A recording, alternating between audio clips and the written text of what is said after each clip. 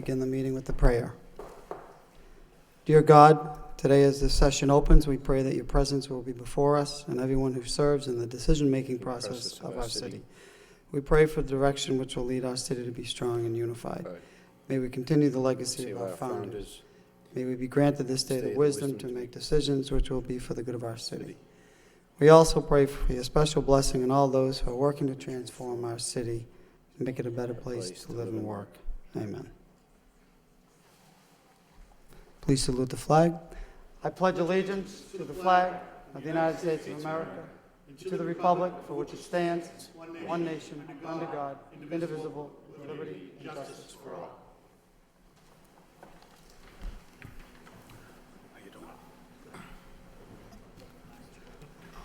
Would the clerk please call the roll? Counsel Kennedy. Here.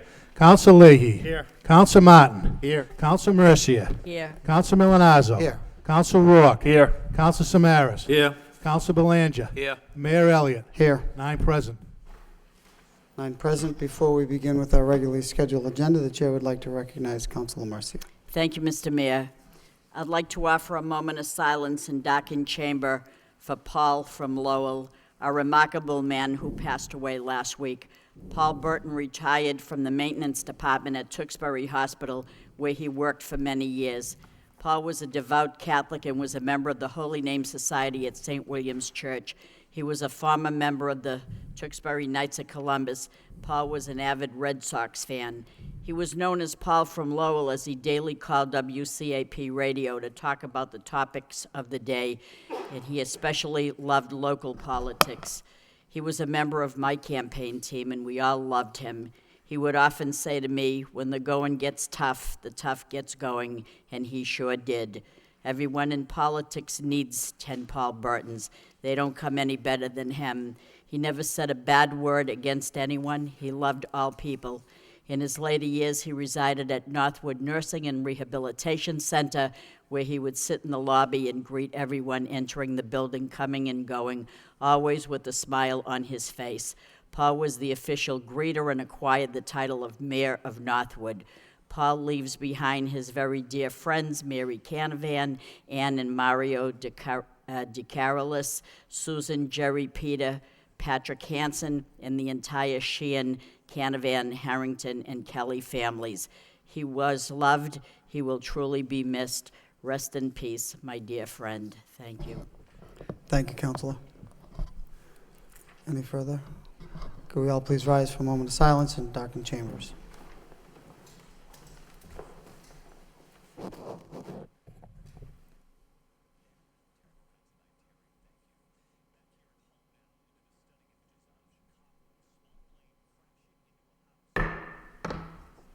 May they rest in peace.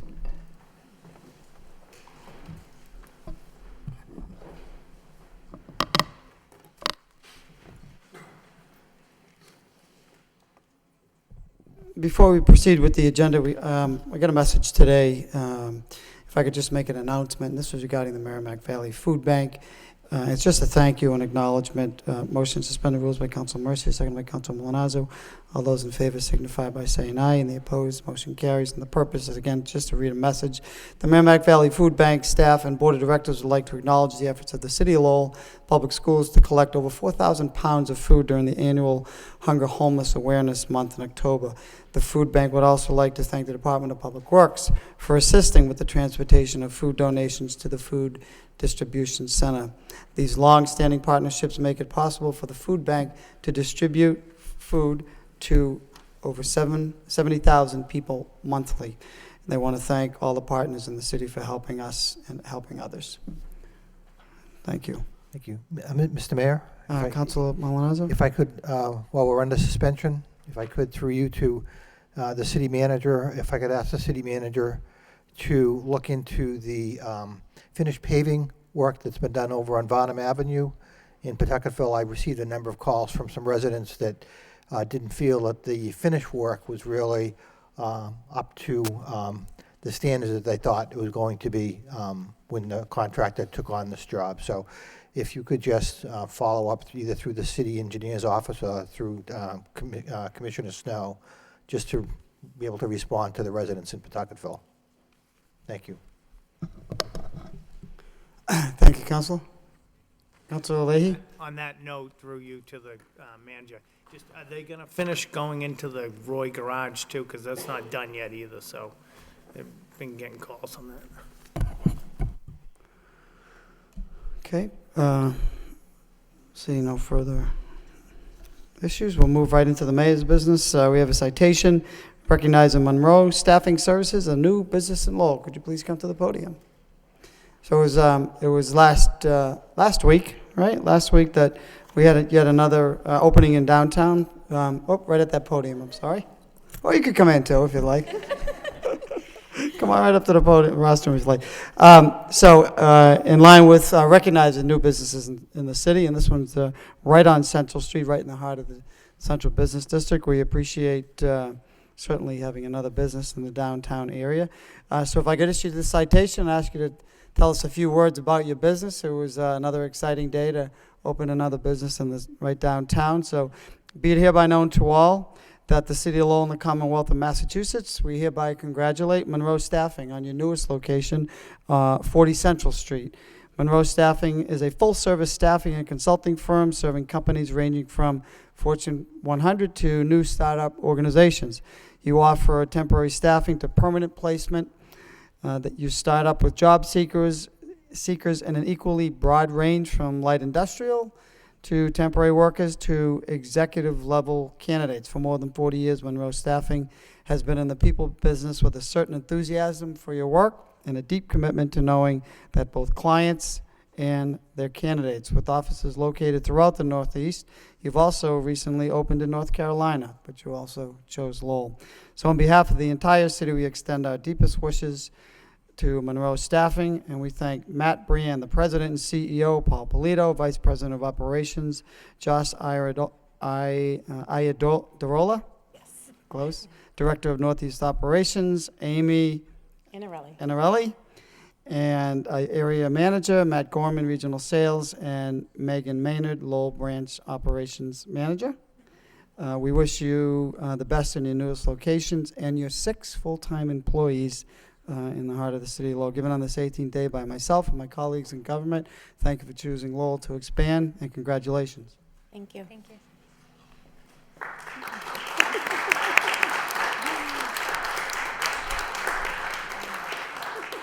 Great, thank you so much. I didn't prepare anything. Thank you all for welcoming us into this great city of Lowell. We are really excited about this opportunity of serving your community. And as we stated, we have been around for 45 years. We started out as an engineering firm. We have several branches in which we deal with light industrial, IT, finance, and accounting. I personally have been in staffing for about 10 years. Megan has been with Monroe Staffing for about 2 years and recently promoted to branch operations supervisor. And that's about it. Well, great. Again, we thank you. It's our pleasure to come and introduce you to the council as well to the people of the city of Lowell, and more jobs in the community, and you search for jobs for people, so go check you out. Thank you.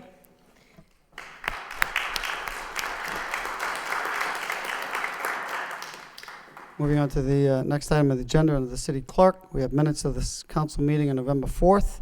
We have minutes from the Economic Development Subcommittee meeting on November 4th as well for acceptance. Move to approve by Councilor Rourke, seconded by Councilor Samaras.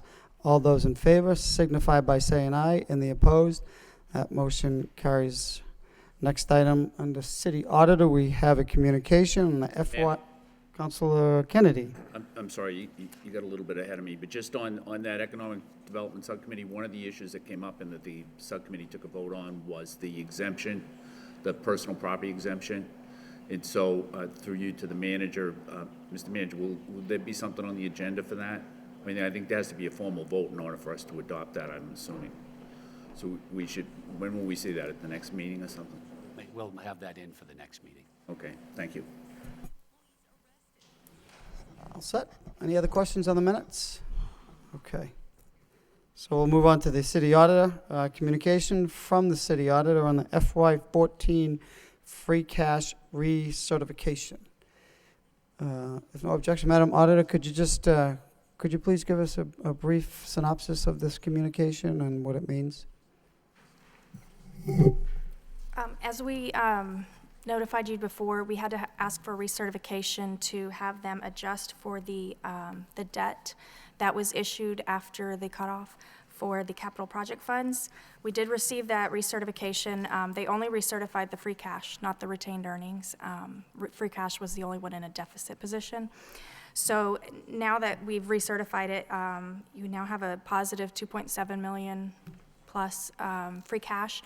But in my letter, I detailed out just as a something to be aware of is that the snow and ice deficit we had last year, that was 923,000.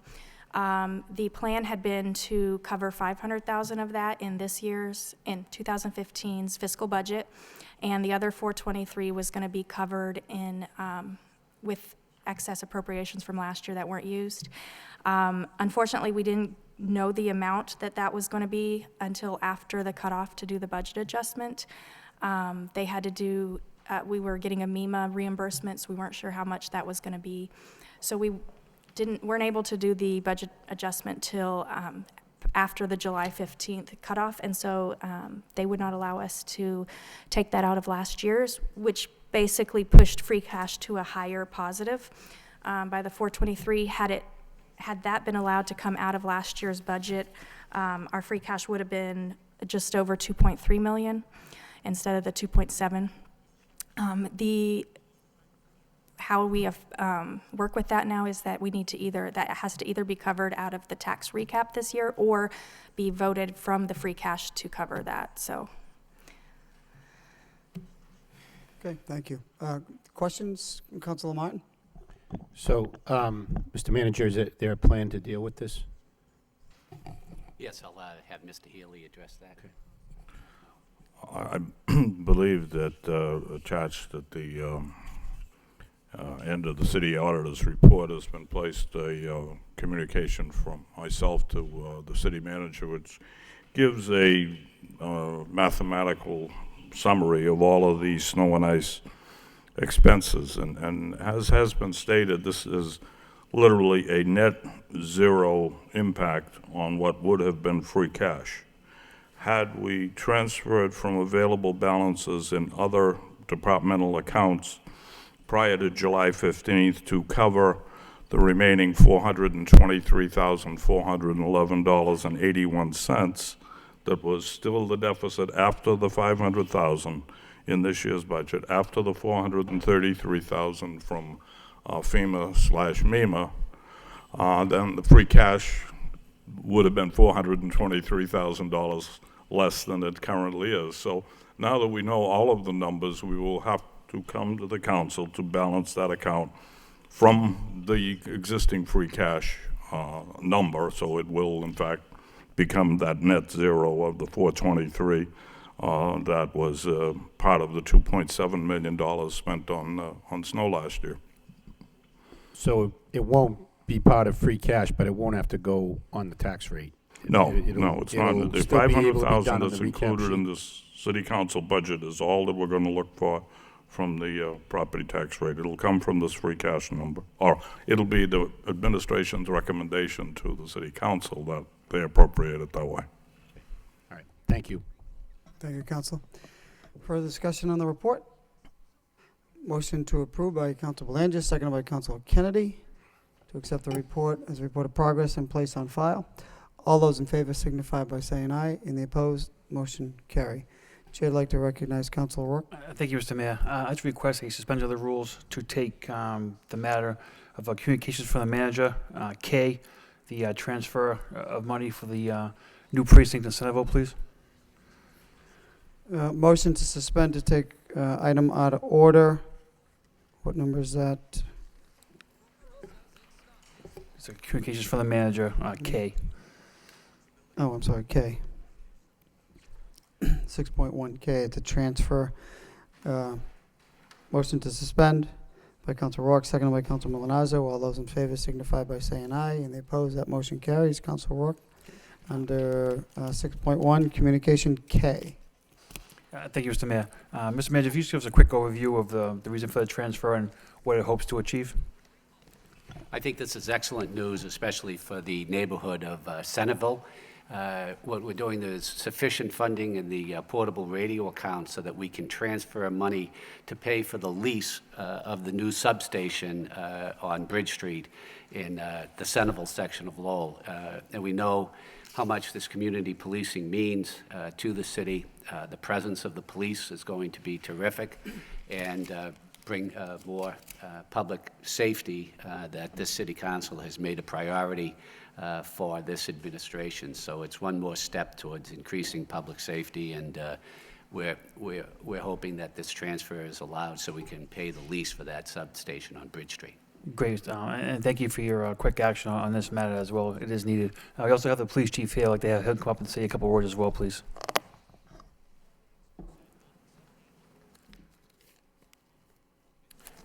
Thank you, Councilor Mayor. I think this is a very worthwhile project. This is probably one of the last components of our reorganization within the police department into two sectors in the city, each one of them having a substation. We have one existing in the Lower Highlands area. Excuse me, currently we have a lease with the Boys and Girls Club of Lowell for that facility. This one will be the complementary one on the other side of the city that will incorporate community policing and our problem-solving efforts in the Centerville, Pawtuckaville, and the downtown area of the city. This is strategically located. It's a brand-new facility. I think it's going to be it shows a long-term commitment to the residents, particularly of the lower Centerville area, by the police department in the city. What will be housed in that unit is, in addition to the officers that will work out of there, the problem-solving teams, it's also decentralized crime analysis, so there'll be civilian crime analysts that will be housed in that facility, teaming up with the officers and the residents from the community to identify and tackle problems before they become generators of crime in the community. So I'm very enthusiastic about it. I think it's a really worthwhile project. I've seen the facility over there. I think it's going to complement our efforts in the community significantly, and I would certainly recommend that we go down that road. We have sufficient funding in the police radio miscellaneous account to accommodate that. There's another component of the transfer, which is necessary computer maintenance equipment. Part of that money will facilitate this the setup and of the computer systems for this, and some other computer maintenance of computer equipment that is needed within the organization. Both of them can be funded from that account. Great. Thank you. Questions? Thank you, Superintendent. Questions for the superintendent on this item? Yes. Councilor Mercer. Thank you, Mr. Mayor. Through you to the chief. Superintendent Taylor, you know how we have GPS availability to track cruisers as to where they are? Do we have this on radios as well, or we don't?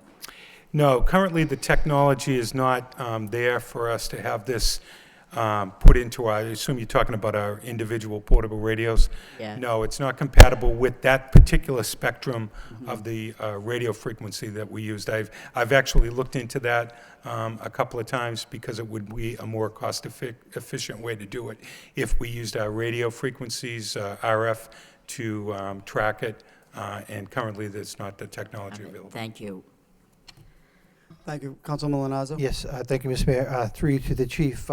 Thank you, Chief, for identifying these funds and bringing this transfer forward. My question is, the lease for the 401 Bridge Street, is it 1 year, 2 years, 3 years? I think the lease hasn't been formalized yet. I think it's going to be a 3-year lease. I think that's pretty standard, and I think it, again, shows a long-term commitment. Great. Thank you. Thank you. Thank you, Council. Further questions for the chief? Council Leahy? Sure. So the transfer, is all this money for the 3 years, or is it No. just one? It's Right. just 1 year. We already have some money in the substation lease account, line item, so we will need some of that, the transfer for the remaining 6 months of the lease. I anticipate the lease will begin sometime around January 1st or February 1st, depending on when we pick it up. And then some of it is going to be for the maintenance of computer equipment and some software upgrades and some services that we need.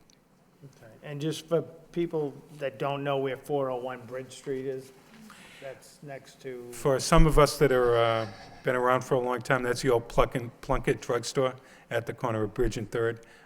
There was a fire there a few years ago, and so a local person, person from, that grew up in Christian Hill, actually, I think, purchased it and renovated the property into a really nice facility there with some apartments upstairs. thank you. Council Kennedy? Thank you, Mr. Mayor, through you to the superintendent. Do we know how much the rent's going to be at this point? Yes, So how much is it going to be a month? it's going to be $3,000 a month. And for how much space? I don't have the exact dimensions. I believe it's about 2,000 square feet, Okay. And that includes with parking everything? also. That includes everything, that $3,000? Yes, we specifically asked them to put in all the utilities. Okay. And then,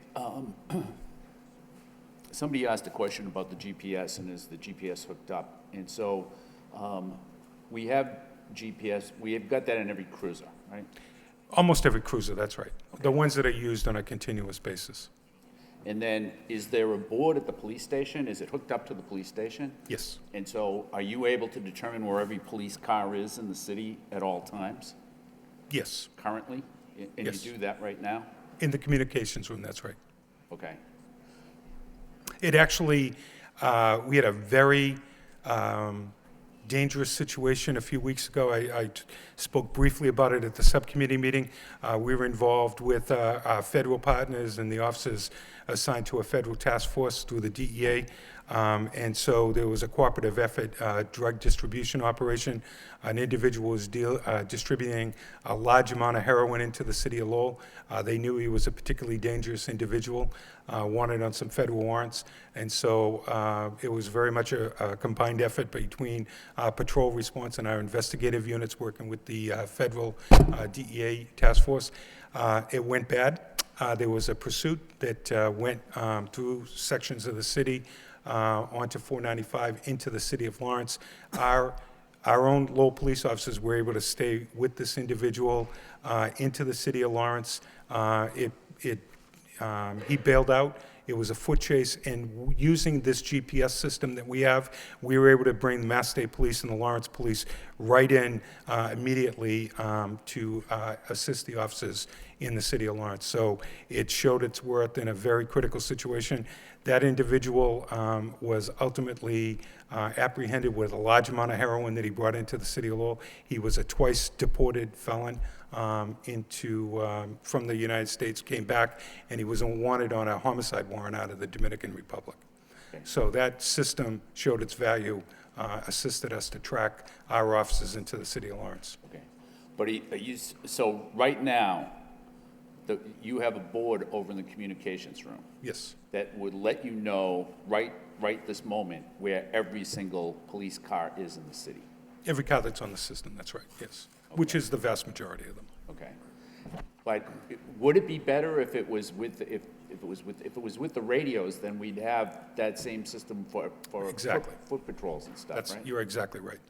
You're exactly right. And you know, as the technology, I anticipate that technology will become available. I think the problem with it is, and I certainly don't profess to be an RF engineer, but I think it's the spectrum of the radio frequency that we use for our radio communications, and it's somehow there's an issue with that in terms of communicating the GPS signals. But you know what? These things will change. I anticipate, hopefully, over the next couple of years, we'll be able to do that, because you're absolutely right. That's the best way to do it. That would be better than having it with the Exactly cars, right? That's right, exactly. Okay. Yep. Okay, thanks. Anything else? Any other questions for the superintendent? Seeing none, thank you. We appreciate it. I do see a neighborhood leader here. If there's no objection, I'd like to suspend the rules to allow her to speak by Council Martin, seconded by Council Leahy. All those in favor signify by saying aye, and the opposed motion carries. Rules are suspended. Thank you very much. My name is Anne Marie Page. I live at 26 Fremont Street in Lowell, and I sit on the board of the Centerville Neighborhood Action Group. This has been a project that we've been watching very carefully. That building was destroyed by a fire, and we had a big empty lot. It was very ugly, sitting there for quite a while. And a gentleman by the name of Peter Marlowe purchased it, built next to it, made 4 townhouses, very attractive, very well lit. Our favorite word in Centerville is light bulbs. And it looks neat, clean. He keeps his property meticulous. So we looked into this one because we need a bigger precinct. More than a bigger precinct, we need a very visible precinct. And third, going up Reed is a little busy little area, so it couldn't be better placed if we had planned it that way. And with the chief, I did go through the building also, and I mean, I'm very old, so I'm not into this big energy efficient. This building is amazing as far as energy efficient. So it is very much needed. The spot is perfect. It's been built by a builder that has a good reputation and takes care of his property. It's not a slum landlord. We really do need this in Centerville, and we hope that you will vote for it to come through. We know you're all very conscious of safety, because that is the most important word that's going on right now, safety. So we do appreciate all your help, and we realize it's not an easy thing to do when you're voting money, but this is something that is very much needed. Thank you kindly. Thank you, Ms. Page. We appreciate your time and effort in the neighborhood. Further discussion? That's just a communication, so entertain a motion to accept the report as a report of progress and place on file by Council Samaras, second by Council Rourke. All those in favor signify by saying aye. Any opposed? That motion carries. Still not 7 o'clock, so we will, pretty close, but we'll hold off. Well, If I could, Mr. Mayor, actually, I think it is 7 o'clock. I don't think that, okay. Mine just hit 7 o'clock, so we'll move into the public hearings. Thank you, Councilor. So we have public hearings and general public hearings. The first public hearing is for fuel storage, Transgas Incorporated. They're requesting an additional 24,000 gallons of diesel above ground storage at 87 Industrial Ave. I entertain a motion to waive the, that is the second reading. We'll proceed right into the public hearing, and I'll open up this portion of the public hearing to entertain those wishing to speak in favor. Anyone here wishing to speak in favor of this petition? In favor. Seeing none, that portion of the public hearing is closed. Now open up this portion of the public hearing for anyone wishing to speak in opposition. Anyone in opposition? Opposition, seeing none, we'll close that portion of the public hearing as well. What is the wish of the body?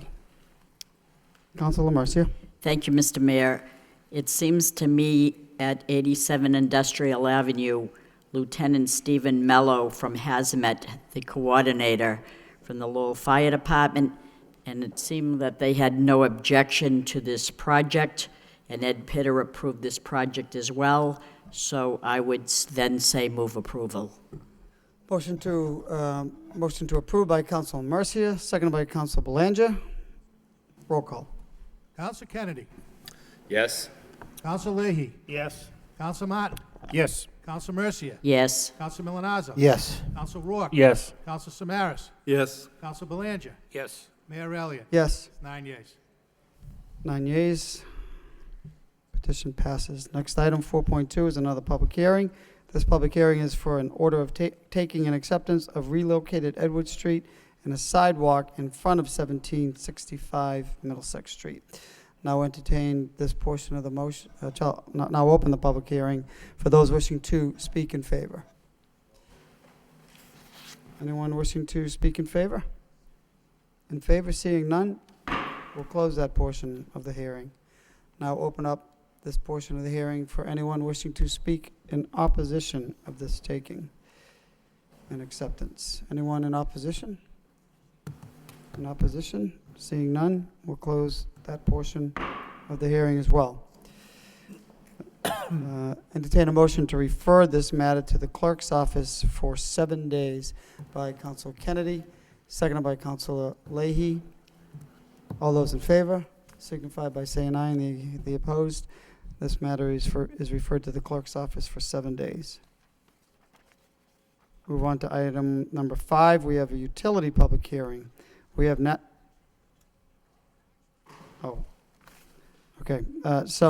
this is a petition from National Grid. It's a request for underground electric conduits at the corner of Rogers Street and Research Drive.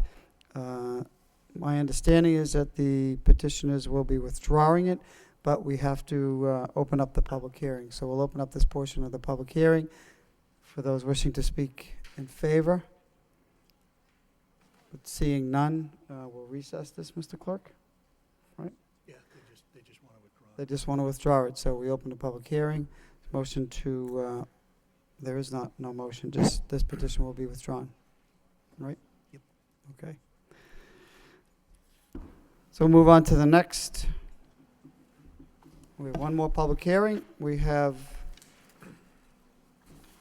Comcast Southern New England request underground conduit and vault location at Church, Green, and George Street. Now open up the public hearing for those wishing to speak in favor. Anyone wishing to speak in favor of this petition? Anyone in favor? Seeing none, we'll close that portion of the public hearing. We'll now open up portion of the public hearing for anyone wishing to speak in opposition. Anyone in opposition? No one in opposition. We'll close that portion of the public hearing as well. Entertain a motion to refer this to the wire inspector for a report and recommendation by Councilor Martin, seconded by Councilor Mercia. On the motion, Councilor Milonazo? No, No, all all set. set, okay. All those in favor signify by saying aye, and the opposed, this petition is referred to the wire inspector for a report and a recommendation. Mr. Mayor? Councilor Milonazo. Thank you. If my colleagues would allow me to come forward with a suspension of the rules while we're actually talking about the utilities, if we could take up item 11.2, National Grid requests vent pole location at corner of Clark Road and Andover Street. And I understand we have people registered to speak. Second. Motion to suspend the rules by Councilor Milonazo, second by Councilor Rita Mercia to suspend the rules to take an item, agenda item out of order, that item being 11.2? Correct, Correct? yes. All those in favor of that motion signify by saying aye. In the opposed, that motion carries. This is under petitions. It is a petition from National Grid. It's a request for a vent pole location at the corner of Clark Road and Andover Street. We have someone registered to speak. Steve Gendron. Mr. School Committeeman, welcome. Thank you. And thank you for moving this up. As much as I enjoy being at a meeting with you every night of the week, Mr. Mayor, it would be good to get home early tonight. So I wanted to come down and speak on this because I'm speaking on behalf of my wife, Kate, and I, because we've been struggling with National Grid on this project for the majority of the summer. Anybody who drives down Clark Road has probably seen what they were doing there this summer. They had backhoes, they had front-end loaders, they had multiple trucks as they dug up the entire sidewalk and part of my yard in the installation of a new high-pressure valve, is what I was told. There was, for a long time, there's been a trapdoor at the far end of my property on the sidewalk that National Grid used to access and take measurements or control. It was not a real interference with our property. They would show up there every once in a while, take their measurements, and move on, so it was not a big deal. But what they've done now is they've moved that trapdoor about 30 feet down the road directly in front of my house. And that's what they were doing all summer, is they were digging that up and installing a new pit and installing this high-pressure valve, so I was told. They did all this without any communication with the homeowner. I find it ironic that if my neighbor wanted to put a shed within 10 feet of my property, it would have to go before the Board of Appeals, but National Grid wants to put a high-pressure gas valve within inches of my property, and they can just do it. So, they promised me that everything would be fine and they'd restore everything to the way it was, and ultimately they did. They planted some seed there and repaved the sidewalk, although they didn't finish the sidewalk down to the end of the road. So we decided to go along and just put up and shut up. However, now they've come back and said that they need to install vent pipes, which are 4 feet high vent pipes that are 12 inches around. And when they say on the city right-of-way, what they mean is on the grass on the side of the sidewalk near my house. So they want to put this directly in front of my property, essentially in my front yard. And it's very unsightly. I'm sure none of you would want 2 4-foot vent pipes sticking out of your lawn, on the city right-of-way. So we're here to ask you to please deny this. And, they have told me, you go out there and try to talk to the guys. And whenever somebody's out there, they always say, oh, I don't work for National Grid, I'm a contractor, and it's really hard to get a hold of anybody at National Grid. But when you do, they say, we need these vent pipes for safety reasons. Well, if they need them for safety reasons, maybe they should have talked to everybody before they put in this new high-pressure gas pipe. What they want to do is what they usually do, and that is, shoot first, ask questions later, and say, oh, we have to have them for safety reasons. Well, I'm asking you not to accept that and to deny this proposal for these vent pipes. Thank you. Thank you, Mr. School Committeeman. Council Martin? Thank you, Mr. Mayor, and I can sort of appreciate Mr. Gendron's frustration. I live on that street, and it was recently repaved, and it does seem like there have been National Grid crews there, it seems to me, for years, down that end of the street, working in the sidewalk, and I thought when the street was repaved that maybe whatever needed to be done would have been done. But it hasn't been done. And I did hear from the Gendrons about this project, but frankly, I'm surprised it took this long because it was annoying me. It's annoying me. Every time you go to the intersection, some days there's another National Grid crew there. It didn't seem to be being done with any sort of deliberation or expedition, I should say. No real urgency. We'll just do it whenever we get to it. Today we're there. We're not there tomorrow. And this has been going on for months and months and months. So, that, I guess, is maybe too late. But it doesn't leave a good feeling about the way this whole project has been conducted. And I do notice in the request that the city engineer comments on this is that the engineer does not see the need for these 2 vent pipes. So I don't see why we should be cooperating with the utility at all on this. I think the homeowners have been very patient. It's a very busy street. It's a very busy intersection at Clark and Andover at most all times of the day. And these crews have been disruptive and really, never really given an adequate explanation of what they're doing there or why. And if the engineers don't think this is necessary, then I don't see why we should be going along with it. Thank you, Councilor. Councilor Mercia? Thank you, Mr. Councilor Mayor. Samaras? This is my feeling exactly as well. I know that Mrs. Gendron did call my home last evening to express similar to what her husband had said here just a few minutes ago. And I'm not a professional here when it comes to anything that comes before us, and I rely on the expertise of the particular department.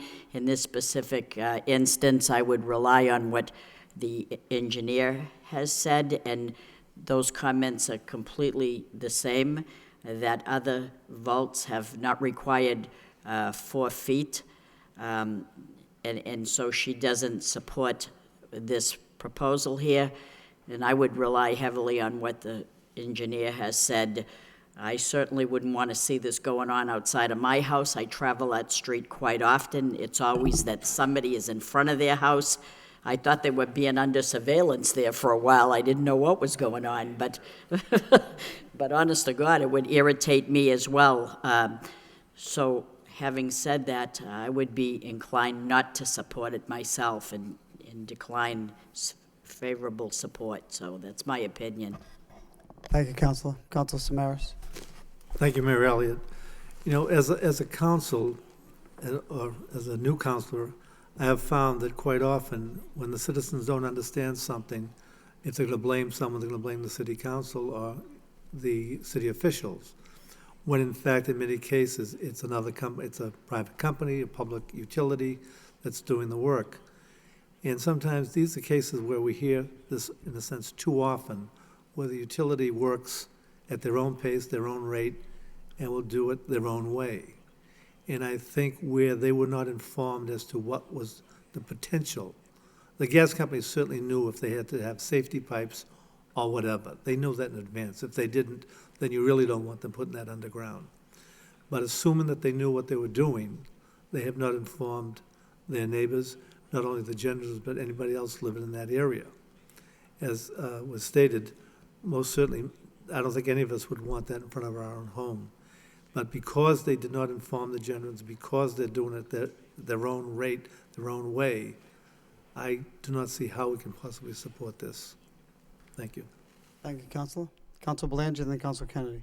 Thank you, Mr. Mayor. I tend to agree with my colleagues on this. It's very unsightly, and that's a very heavily traveled road, and there's been a lot of disturbance there for a long time by National Grid.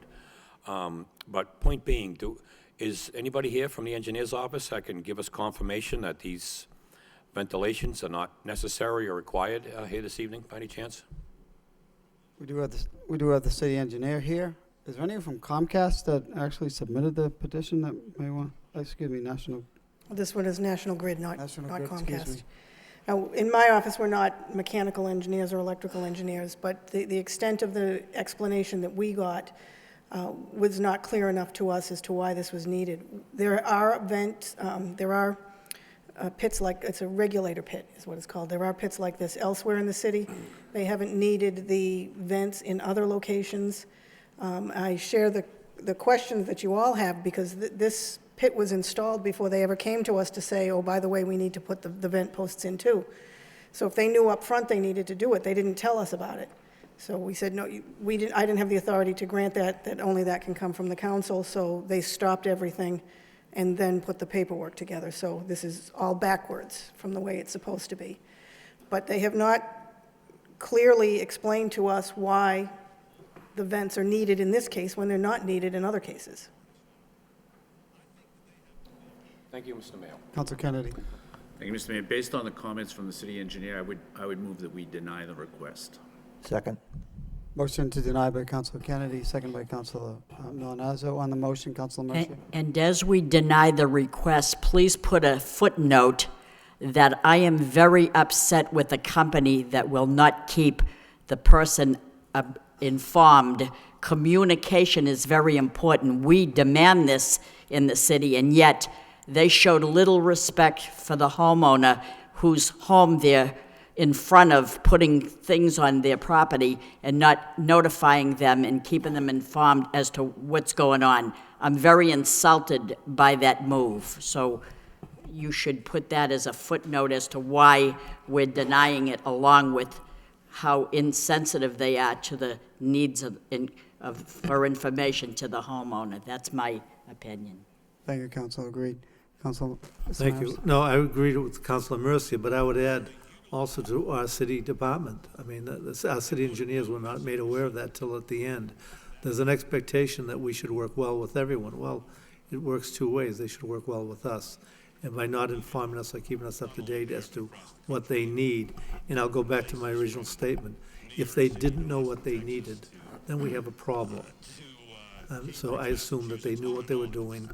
They just, as someone stated, shoot first and ask questions later, but we can't have that. But thank you. Further discussion on this motion? I agree. I'm going to support the motion, but to the homeowners, Mr. Gendron, Ms. Gendron, is there any work being performed out there now, or the engineer, and how do we ensure that all of a sudden, as you mentioned, they don't just show up? No, right now there's nothing being done. They did show up out of the blue a few weeks ago to start digging the lines for those vents. And I went running out and said, what are you doing? And that's when I called Mrs. DeMeo, and And we identified the fact that they were putting these in. So, but right now, there's no work being done. So we'll have to get a communication out, Mr. Manager, forthwith tomorrow to let them know this is, oh, hold on, take a vote. That has been denied. Further discussion on this? Why don't we take a roll call?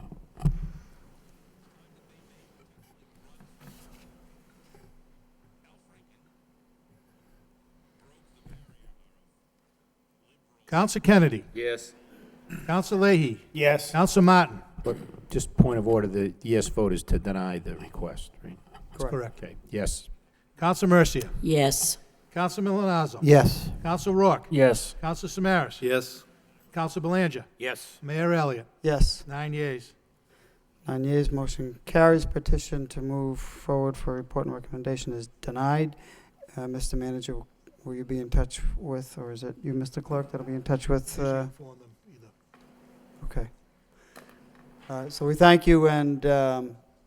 and Mrs. Gendron will be in touch with National Grid to let them know it's been denied. Okay, so we move, go back to 6, section 6. We completed 5, so we addressed item K, but we're back to communications from the city manager. We have motion responses. Questions, discussion on motion responses? Yes, there are. We'll start with Councilor Mercier, and maybe we'll just work our way down. Thank you, Mr. Mayor. I would like to talk about the responses to motion A and the chief's ultimate answer to the taking police cruisers home.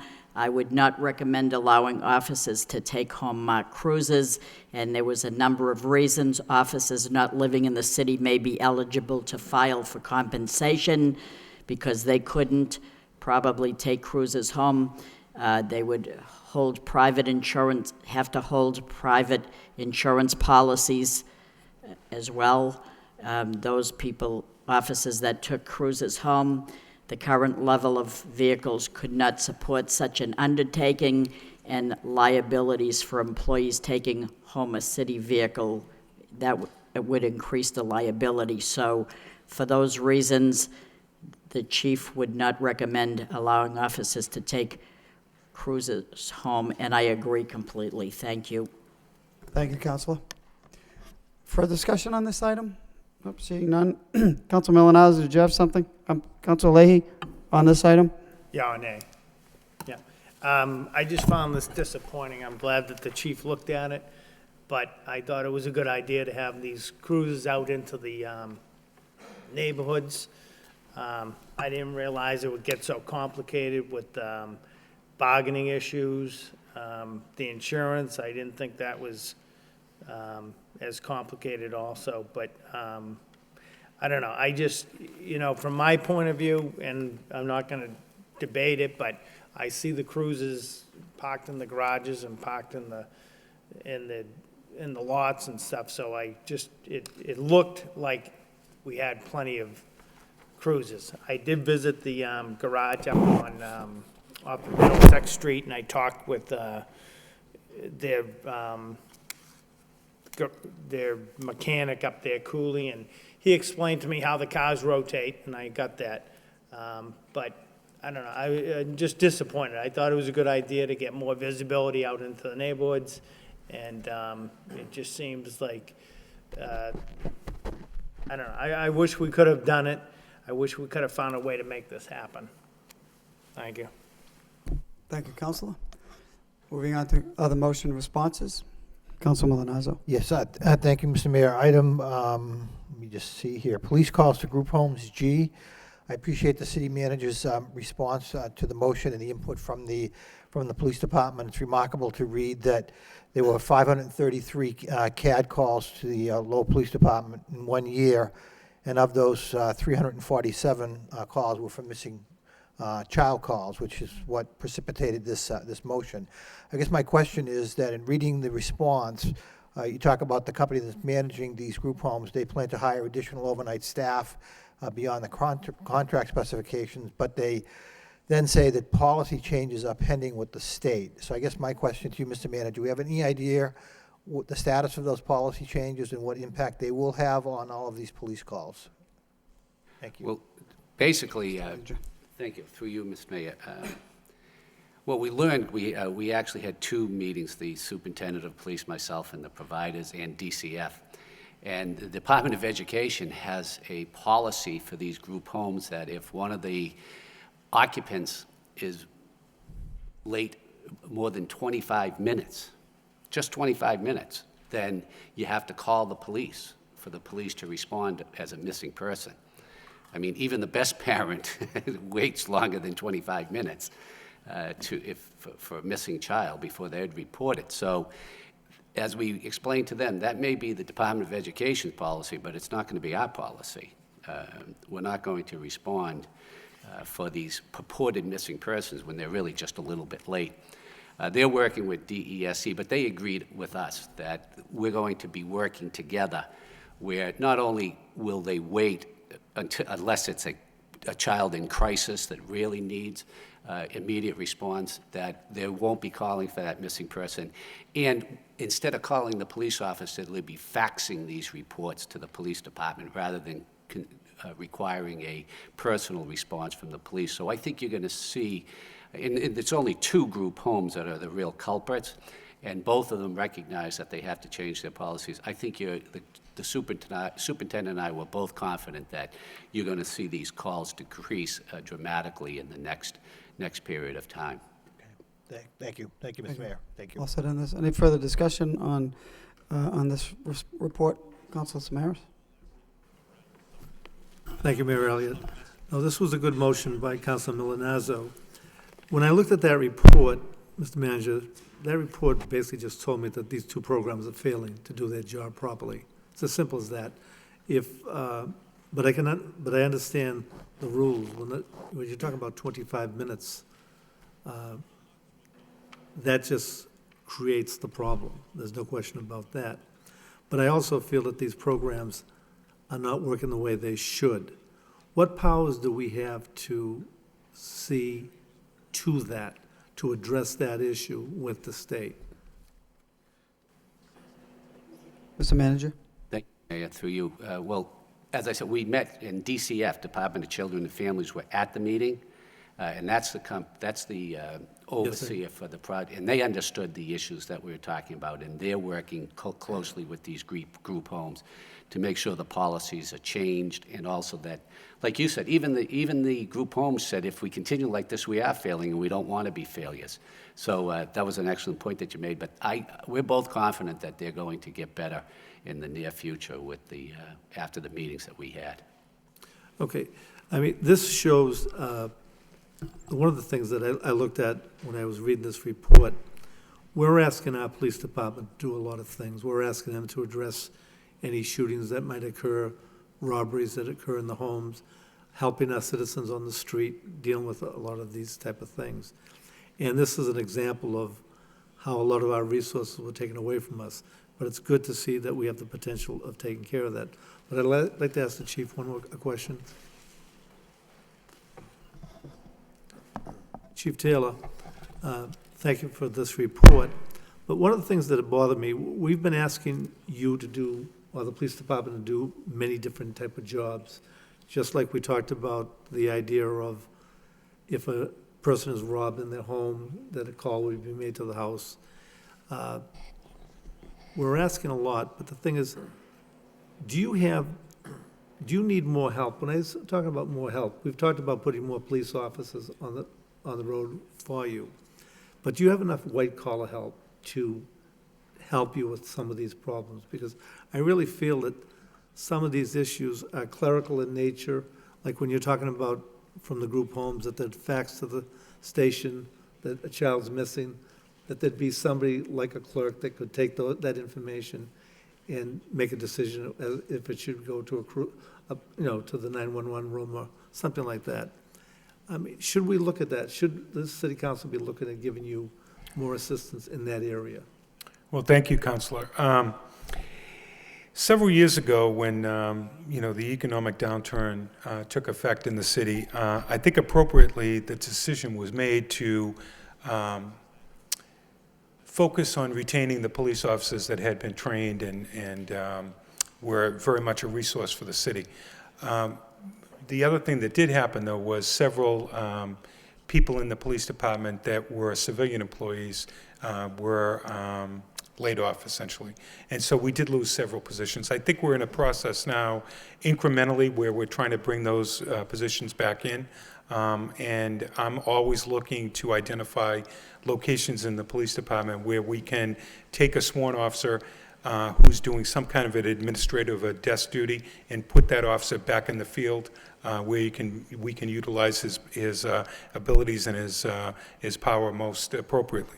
So I constantly have had some discussions recently with the manager about an MIS position that potentially I want to take a sworn officer, civilianize it. Also, there's some grant writing positions that we're looking to increase their capacity. In addition, there's other places that we can put sworn officers back in the field. I do think, though, that the proposal that you made about having a personal contact with a victim of a property crime, specifically a B&E, is an excellent endeavor. We're working to make that happen very quickly. And one way to do that is to utilize support personnel, civilian support personnel, to make those contacts and then channel that information to the detective that's assigned to follow up that case. And I'm looking for additional resources. Maybe I can switch some people around. But certainly it seems to be, I agree with you, it's more cost effective to hire civilian support personnel to fulfill many of those functions and then allow the officers to be out in the field where they can utilize their talents. No, thank you for that. I mean, truthfully, rather than send a cruiser to these homes, right, I think you could even hire somebody, people to do, we'll say, not police work, but the issue, investigate for the police department what's going on at the house, be another hand helping them locate the students, if possible. But the issue is, for me, is at this point is, if we're going to ask you to do so many different, attack so many different problems, what resources do you have? Do we need to make a motion at this, can we make a motion at this point to get a report from the superintendent regarding the use of white-collar people, white-collar staff? Or can I just make a request at this point? Mr. Manager.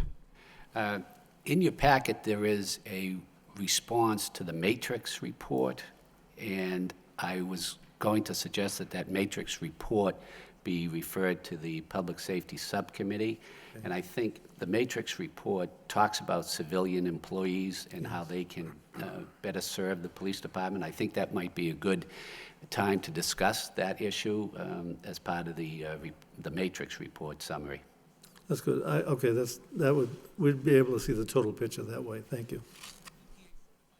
Thank you, Council. For further discussion on this particular item? Seeing none, questions on other motion responses? Council Rourke. Then we got Council Kennedy. Anyone else? Okay. Thank you, Mr. Mayor. With regards to motion response B, I was going to ask, is it okay with Councilor Kennedy if we refer the matrix response to a Public Safety Subcommittee? Any objection? Council? No, I think that's good. Okay, motion by Council Rourke, seconded by Council Kennedy, refer that report to the Public Safety Subcommittee. All those in favor signify by saying aye. Any opposed? That motion carries. Anything else, Council Rourke? Council Kennedy? The other item besides item B, item F, which is on communications from the city manager, has to do with the number of police vehicles. And the report that we got is mathematically incorrect, but it also has, it's also incomplete. And so I'd ask that that also be referred. I've had a discussion with the city manager about this and also with the police chief about it. And so I would just ask that, by way of a motion, that item F, the number of police vehicles, also be sent to that same subcommittee for further discussion. And at that time, there would probably be a complete report. Motion by Council Kennedy to refer item F, the response to the number of police vehicles, to the Public Safety Subcommittee, second by Council Belanger. All those in favor signify by saying aye. Any opposed? Motion carries as well. Further questions on motion responses? We got Council Milonazo, Councilor Mercia, and then you, Mr. Manager. Council Milonazo. Thank you, Mr. Mayor. On item M, future legislation referencing discharging a firearm, we have a communication from Chief Taylor to you, Mr. Mayor, just going over the various aspects of this, and it's been suggested that the City Council contact the Lowell delegation to support this legislation. So I would move that through you, Mr. Mayor, that you contact the state delegation to set up a meeting to talk about this this very important legislation. Motion by Councilman Milonazo, second by Councilor Question. Okay, motion by Councilor Milonazo, second by Councilor Rourke to have my office set up a meeting with the delegation and perhaps a public safety subcommittee or maybe the entire council. What's your desire? That's fine. To discuss this legislation pending filing by the district attorney. On that motion, Councilor Samaras? On that motion, but if you look, I have a motion, actually the same motion for tonight to support our delegation. 12-7. Okay. Should I speak on it at this do point? we want to take that motion up now? Motion to suspend, take that out of order by Councilor Mercia, second by Councilor Leahy. All those in favor signify by saying aye. Any opposed? Motion carries. So we will take motion by Councilor Samaras, request City Council go on record in support of District Attorney Marion Ryan's proposed legislation, which would mandate imprisonment for not less than 5 years for a discharge of a firearm with the intent to strike a dwelling house. Second. Second by Councilor O'Rourke. And Councilor Kennedy. Councilor Thank you. Samaras. No, thank you. As I was questioning Chief Taylor tonight about does he have enough help, this City Council, I think, has taken very seriously the public's cry for help in a sense of we want to see this become a safer city. The sheriff tonight also talked about, actually District Attorney Ryan talked about how safe this city really is, that a lot of good work is being done. But if we want to see our police successful on dealing with safety concerns, we must ensure that we give them the tools to work with. Since our election, we talked about this, and especially shots being fired at the home or in the air. My research, I was surprised. I mean, trying to, when you look at these issues, you have to do a lot of research to find out what is out there. And I was amazed to find out that shooting at a house, a bullet going to a home, was simply a misdemeanor. We just can't have that. And I just applaud the district attorney and our delegation's request to put in new legislation. Basically, this new legislation will state that if someone has the intent of shooting a bullet at a house or in the air for a purpose, that they could receive a 5-year mandatory sentence. But I'm impressed with even more that if they have been charged with a felony or a serious crime, a violent crime, they could receive 10 years of imprisonment. If we're going to be able to take care of some of these issues, laws like this have to be put on the books and they have to be carried out. It might seem for some very harsh, but we have to address these issues. So I would ask that the City Council support District Attorney Ryan and our state legislation for this new bill that they're putting in. Thank you. Thank you, Councilor Samaras. Further discussion on Councilor Samaras' motion? Mr. Mayor. I'm sorry, I got to take these glasses off. Councilor Belanger. Thank you very much, Mr. Mayor. I do support the motion. Earlier this evening for the Public Safety Commission, we did have the district attorney in, and we all applauded her for her efforts on this. This is something that we need desperately. As I explained, and I'm sure Councilor Samaras has the same sentiment, we feel we're doing all we can locally. We're working, we've raised taxes, we've put officers on the street, the chief is doing all he can, and we don't feel we're getting much help at all from the judicial level of government. And we need more help. So we know currently Massachusetts has in the books the Bartley-Fox law, which indicates a 1-year mandatory incarceration. that has completely gone by the wayside. If you're caught with an unlicensed firearm now, it has become more like, let's make a deal, quite frankly, than it is jail time. So this is absolutely needed. There's no two ways about it, and we need to share that and bring forward the delegation and let them know how important this is to us, to our city, and and to the residents as well. So I do support the motion, Mr. Mayor. Thank you very much. Thank you, Councilor. Further discussion on this motion, as well as motion by Councilor Milonazo. All those in favor signify by saying aye, and the opposed, that motion carries. Motion to approve Councilor Milonazo's motion to invite the delegation to a public safety subcommittee meeting to discuss this pending legislation. Second by Councilor Mercia. All those in favor signify by saying aye, and the opposed, that motion carries. I'll have my office reach out to the delegation. Still under motion responses from the city manager. Councilor Mercia. Thank you, Mr. Mayor. I'm interested in the J. Is the new city treasurer here?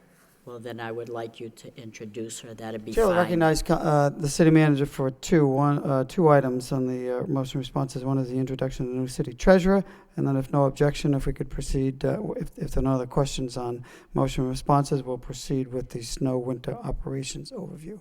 Mr. Manager? Thank you, Mayor. Through you, it's my pleasure to introduce to you this evening our new city treasurer, Cheryl Robertson. She has great experience in municipal finance. As you see from my memo, is that she has worked in towns across Massachusetts. Specifically, what I'm impressed with is that she's the former treasurer-collector in the city of Newburyport. And during her interview, she proved that she is familiar with the Munis system, which is the system that the city of Lowell uses, which is very important that the treasurer be familiar with it. But also, she's a great proponent of customer service, which we all know is a big issue that we've had in the past with the treasurer's office, and she's going to make sure that our recommendations are followed through. So I'm really happy. I'm confident she's going to do a great job, be part of our financial team. Bob Healy likes her even. So I mean, I think that says a lot. And I'd just like to ask Cheryl to come up and say hello to the City Council. Introduce yourself. Thank you, Mr. Mayor. Thank you, councilors. I'm thrilled to be back in this area. I'm thrilled to be part of the city manager's finance team, and thank you for giving me this opportunity to work here for the city. I'm looking forward to working with all of you in the future, and I'm ready to, dig right in. Well, thank you. Thank you very much. Welcome. And Thank you. We'll look forward to working with you and the finance team as well. Great. Great. Thank you.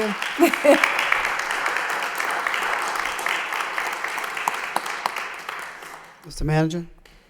And the next item I do with great trepidation, but I'd ask the DPW Commissioner Ralph Snow to come up. I thought it might be important just to give a brief overview of what the city's operations are as they relate to snow removal. And I know there's been some issues about removal in downtown, which I've asked the Commissioner to also present. And so if he can do a brief presentation and then some questions that the city councils may have relative to the snow removal operations. Thank you. Mr. Snow, we know this presentation is well in advance of any anticipated snowfall, right?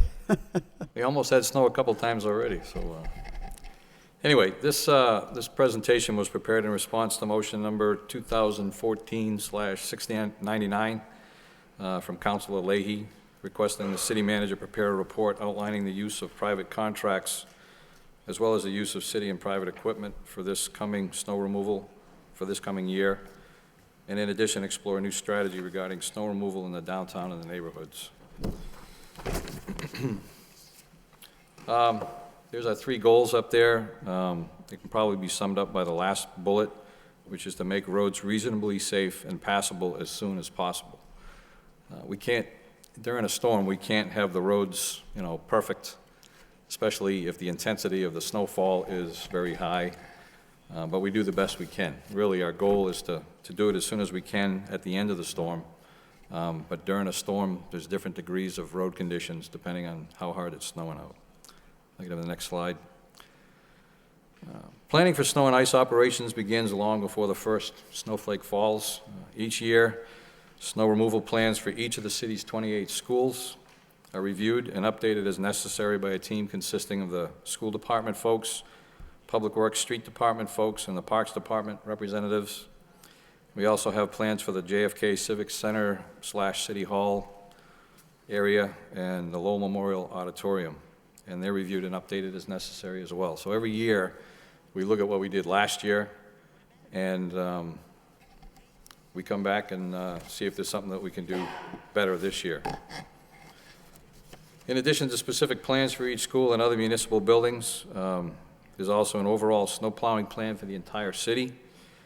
That's reviewed and adjusted as necessary. For the purposes of this plan, the city is divided into 21 zones, which are overseen by 7 spotters who are responsible for overseeing all of the snow operations in their assigned sectors of the city. That includes snow removal being done by city employees as well as by contractors. Every attempt is made to assign drivers to designated plow routes so they become familiar with them, and also to help identify a responsible party if there's an accident or some kind of damage occurs. We would have a limited pool of folks who might have been involved in the accident. In addition to that, we have about 60 contracts that we put out every year. The DPW admin department does that. We contract for about 160 pieces of privately owned and operated equipment. And this is necessary to augment the city's 56 pieces of equipment. We have that throughout the winter months. If required, we order salt. We try to fill up the salt shed. Typically, we try to do that at the end of the year because typically salt goes up every year, so you're better off buying it at the end of the winter for next year and saving, like this year it went up over $10 a ton, I think. So by filling it up last year, we saved a lot of money.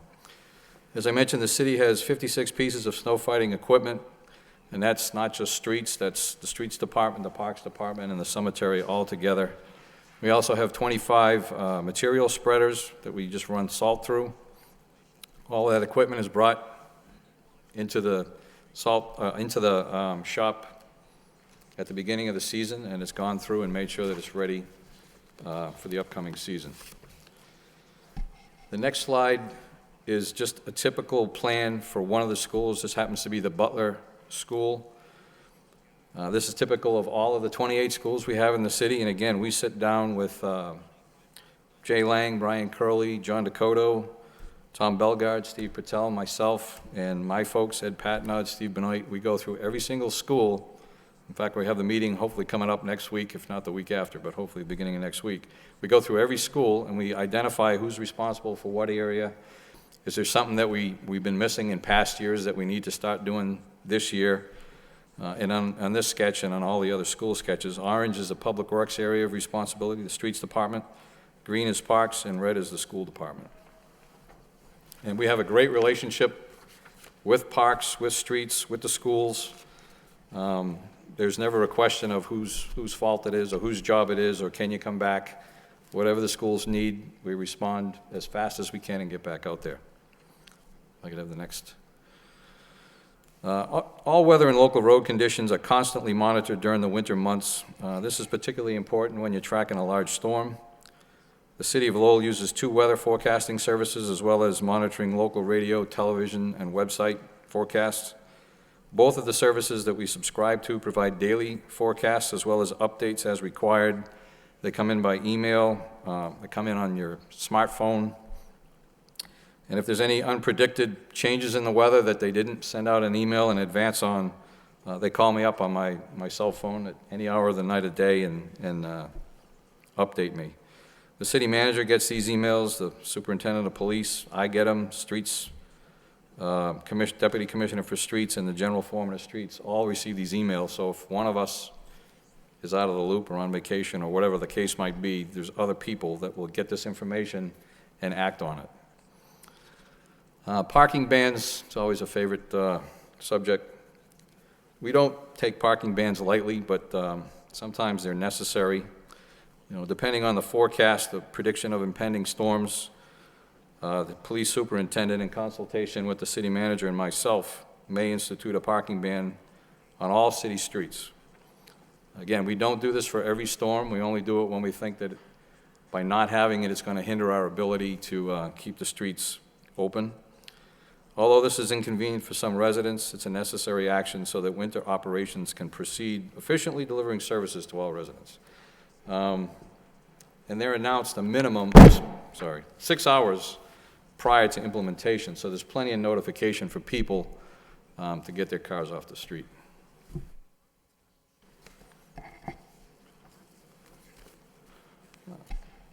If it appears that a storm is definitely headed our way, DPW crews are called in approximately 4 hours prior to the start of a storm to pre-treat the streets with salt.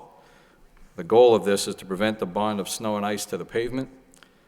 No bond means that crews can plow the snow off the road. It doesn't mean that, you know, it'll melt on contact. After a certain amount of snow falls, it'll still start to pile up, but it makes it very easy for the plows to just scrape it down to the asphalt. Proactive pre-treatment of the road surface drastically reduces the amount of salt needed to melt snow and ice. I forget how many times more it improves it, but it's a significant amount. 25 of the city-owned trucks are equipped with salt spreaders, and also we have another 12 available to us by contract if needed. We don't use the contractor spreaders all the time, but sometimes if we got to do it in a hurry or, you know, there's just a lot to do, we call in the contractors with the spreaders. But typically, we just use the contractors for plowing and for snow removal. DPW staff monitors the weather and dispatches trucks and equipment as required throughout the duration of the storm. I go out and look at streets. The deputy commissioner for streets does, the general foreman does, and also there's policemen out, you know, cruising the city, as they do, all hours of night and day. And if they see slippery spots or places where snow is piling up, they'll call us and say, hey, you need to get some more, you know, assets in this area or that area. Plowing operations begin whenever they're needed, but generally it's about when there's 2 inches of snow, more or less, on the road surfaces. At this point, I mean, prior to this, we just had the guys driving the salt spreader trucks, but once we start plowing, we call everybody in, fill all our equipment, and we call in the contractors as well. And they all, like I said, they go to their assigned routes, you know, the first or second time, beginning of the year. Generally, they're not as good as they are after their third or fourth storm. It kind of gets to be, you know, old hat after a while. Major routes and arteries are always the first priority. We can't get every street to the same level during a snowstorm. We have to focus on the bigger ones, the more important ones, and then they're followed in relative importance by secondary roads and smaller streets. Again, the primary objective of winter operations is simply to keep the roads reasonably safe and passable and to prevent unmanageable accumulations of snow, especially during the longer storms.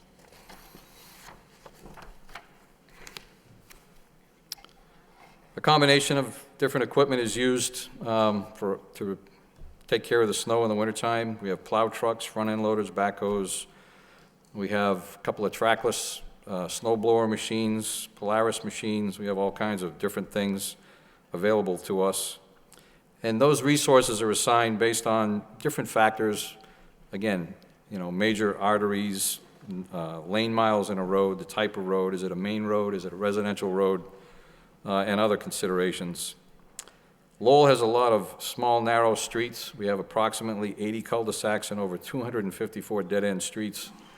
For those smaller streets, we need to obviously use smaller equipment, generally one-ton trucks, pickup trucks. Very difficult to plow. And these are typically the last roads to be cleared. We get calls during a storm from people on these streets. We hit them as often as we can, but typically it takes a lot of time actually to do the smaller streets, so we have to come back to them towards the end. Again, we try to put as many assets as we can out all across the city and do the best we can, but there is relative priority for the streets. And again, on these narrow streets, a lot of times the problem is the people don't have driveways, so even though there's maybe a snow ban, they still park in the street, and it's very difficult to get a truck, especially if it's one way. You can't really turn around, so you either got to back in and push the snow out or push the snow all the way to the end of the street, and it's pretty difficult at 3 o'clock in the morning in a blinding snowstorm after you've been out there for 10 or 15 hours or however long you've been out there. This is just sort of a list of all of the things that we do for the city in the wintertime. 275 miles of streets, it's a lot of miles. Again, I mentioned the 28 school parking lots and the walkways and sidewalks around the schools. 17 city lots, different lots that we clear. You know, some of them are just general parking lots, but some are at facilities like at Public Works or the Health Department or the Council on Aging. So there's a lot that we have to cover. We do all the public buildings. We do sidewalks in the vicinity of schools. We do the river walk, 39 walkways on bridges and overpasses that nobody else is responsible for, but somebody has to do, and also the downtown sidewalks.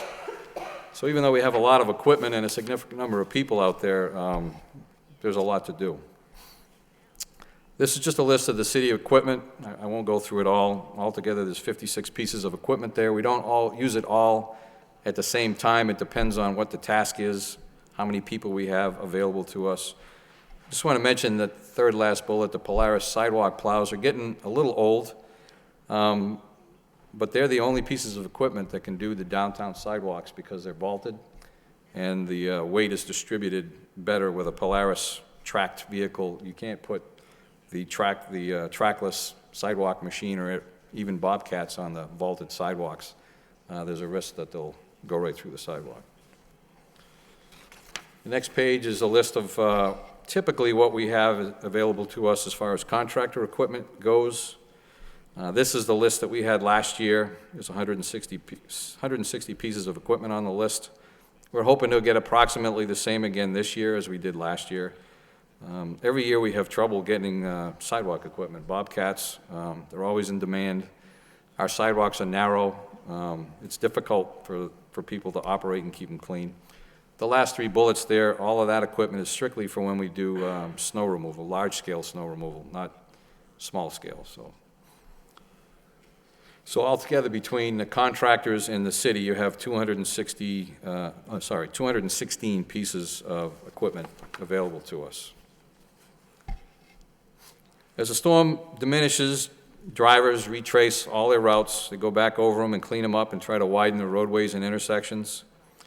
That's something, especially the widening, I guess, that we've had trouble with sometimes in the past. So we've already had all of the spotters in, the guys responsible for the different sectors of the city, and we emphasize different points to them, and one of them is to make sure at the end, I know they're all tired. Sometimes you've been out there for over 24 hours. But we're going to make an effort to make sure that they go back and make sure that the contractors and our guys push the snow back all the way to the side of the street. We also go back and do the secondaries and small roads and the dead-end streets that we probably didn't do a great job on during the height of the storm, just because they're very time-consuming and very difficult to get in and out of. And also apply salt, another layer of salt, before we go home. It takes about 3 to 5 hours to do this at the end of a storm. So even though the snow may have stopped falling, they could still be out there for another 3 to 5 hours before they're actually done. Driveways and sidewalks are always an issue. Despite the video that was out with the wacky contractor, was it last year or the year before? Crews are try to be sensitive to the problem with sidewalks and driveways. A lot of people actually get out before the storm is over and start shoveling their driveway and their sidewalks, but we're not done. And we're coming back at the end to widen the roads, and all the plows plow to the right. It's going to go to the side of the road, and it's going to go into the driveway, and it's going to push the snow back onto the sidewalk. There's really no other way to plow snow other than, to do it that way. So we're not out to get people and fill in their driveways. It's just one of those things. As we wind down, the focus shifts entirely away from the roads. When we get the roads cleared off, we start focusing more on sidewalks, parking lots, walkways, and any snow removal that might be required. Again, we have to clear routes to and from each public school. And although we have several pieces of sidewalk equipment available, it takes normally, on an average storm, 1 or 2 days to get all of the routes to schools that we're responsible for to get them cleared. So they're busy. They shouldn't, the sidewalk crews don't start when the plow trucks do. They generally start at some point during the storm, and then they're there longer after the storm because they have a lot of places that they got to get cleared up. Let's see. Snow removal is not done after every storm. It's done when it's needed. If you only have an inch or two of snow, chances are you don't need to do snow removal. We try to do it as soon as practicable after the end of the storm.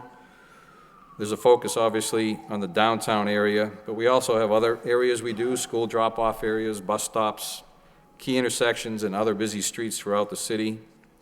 And it's done in areas where there's no space for the snow storage on the side of the road, and in areas where accumulated snow storage will create a hazardous condition.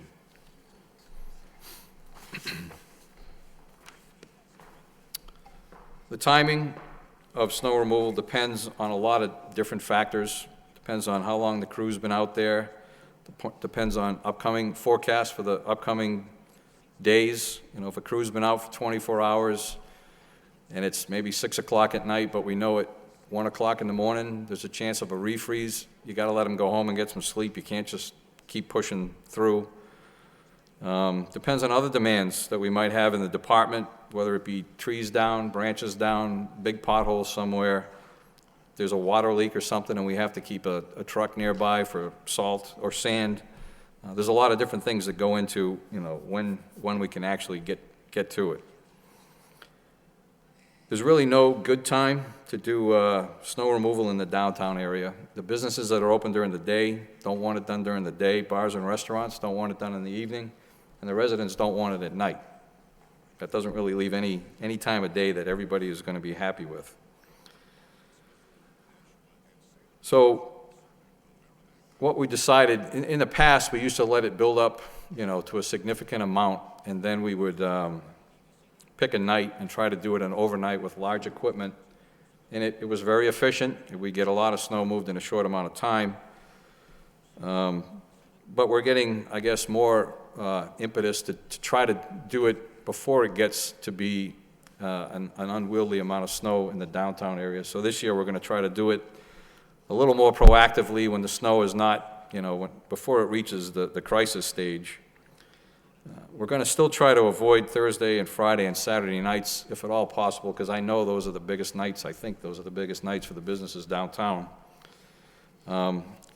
However, you know, if it's a lot of snow coming and the time that we have available is that time, we may have to do small-scale snow removal, but we'll try to do it as less intrusively as possible. We're going to try to make better use of the trackless snow blowers. We picked them up, I think it was 3 years ago, and each year we get a little more experience with it and a little better at going along the edge of the curb and blowing it into a truck. So in the downtown area, we're going to try that and try to keep the meters clear as best we can. And you may have to close a street a block or two at a time or whatever it takes because there's really not a lot of room downtown. If we do that, obviously we're going to have to use police details. We're going to have to do meter bagging or whatever else is required, you know, to get it done. We haul the snow to the downtown lot, to the Dutton Street lot from downtown snow removal because it's close. We've used it in the past, and again, unfortunately, if it's at night, people get annoyed because they hear the beepers. If we get to the point where we do require a large-scale snow removal operation with the big equipment, the big loaders, the big trucks, the 18-wheelers, trucks like that, we're going to still have to do it in the overnight hours between midnight and 6. I know that won't be popular with residents.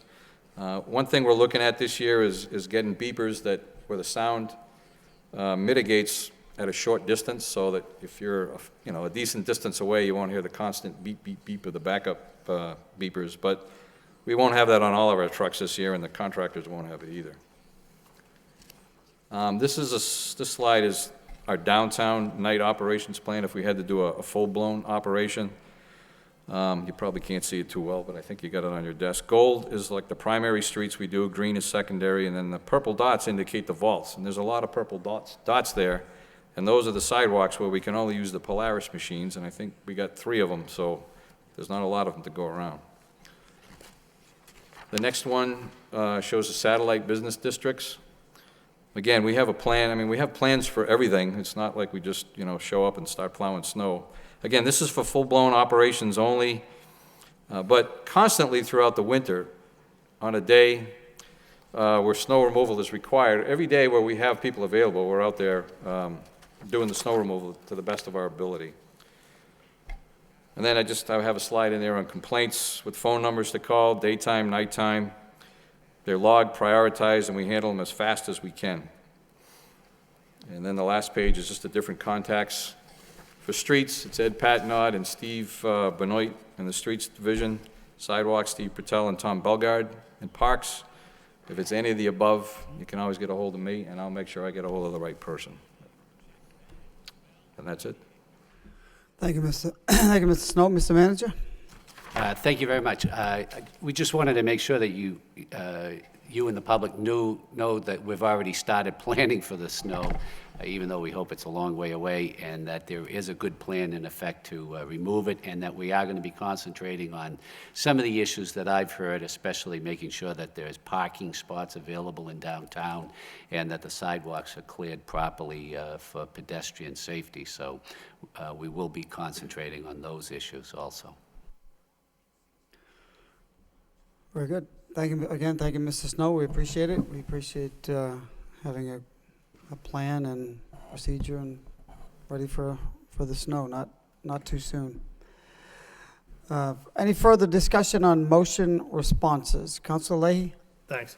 On this presentation, I just had a couple of comments. So I just want to make sure, if Mr. Snow, I could just ask you a couple of questions. We used to have the orange decals for the trucks. Yes. So those have kind of dwindled over the years. Are we going to make sure they have them, or did they not require them anymore? I don't know that they're required or not required. We can look into it. I know that Well, when they I were first- required yeah. at one point. Yeah, it's a good idea to have them, so Yeah, I'll look into, I know we have some, I think you lose them as the wind blows them off Oh, and yeah. stuff, but I'll see what it costs to get enough to cover all of our contractors again. Okay. I like the presentation. I know you guys work hard. I did that myself for 10 years with the city, for a city contract, so I know what it's like to do the streets and go to the schools and all that. The only thing I'd just like to see a better job at is it seems to me we're going to the schools too much, so we're plowing the school out, the bobcats are there too early, then the bobcat comes back like a day or two later. I mean, it should be plowed and then have the bobcats there to get the sidewalks. That's my suggestion. And then the snow banks, sometimes, we're going back to a school 2 or 3 days later. It Right. just seems while we're there and we have the big equipment, they should know, don't pile it too high. And they know the certain spots, but it just always seems to happen, that we're going back and forth. And if we could do a better job at that's all, that would be my suggestion, so we're not going to the same schools 3 times. Right. If we're there, just don't, have the guys not pile it up as high. And I know, it depends on the amount of snow and all that, so I know there's a lot of factors, but it's been my observation that we go back too much.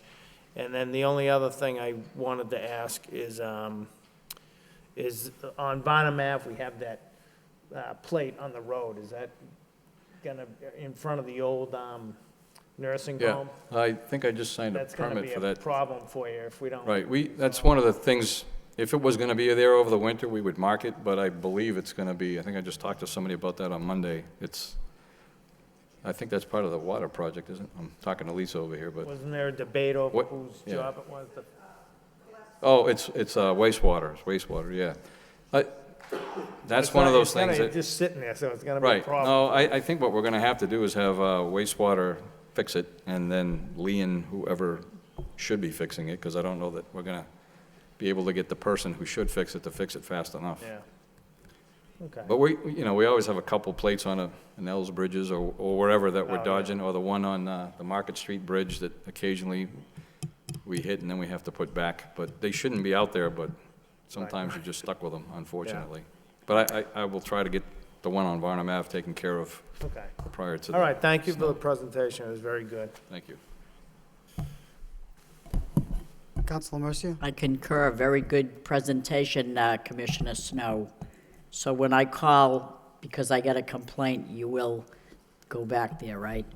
You bet. Okay, thank you. Great presentation. Thank you. Okay, moving forward, anything else on motion responses? Entertain a motion to... One more, I know I'm Councilor talking a lot. Leahy. All right, thank you. Just on the response for